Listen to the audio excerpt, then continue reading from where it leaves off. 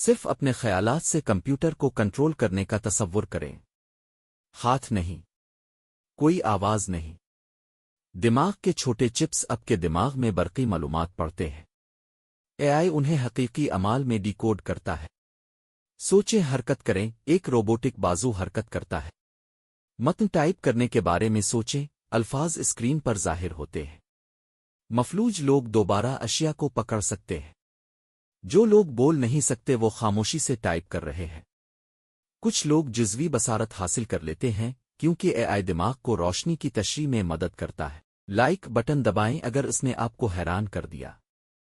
لیکن ایک خطرہ ہے، سرجری مہلک ہو سکتی ہے، اخراجات انتہائی ہیں، اور آپ کے خیالات کو پڑھنے والی ایک چپ ایک خوفناک سوال اٹھاتی ہے، کیا اسے ہیک کیا جا سکتا ہے؟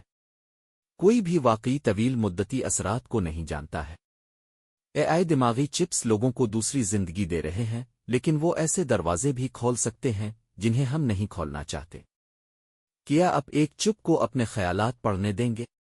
ذیل میں ہاں یا نہیں میں تبصرہ کریں۔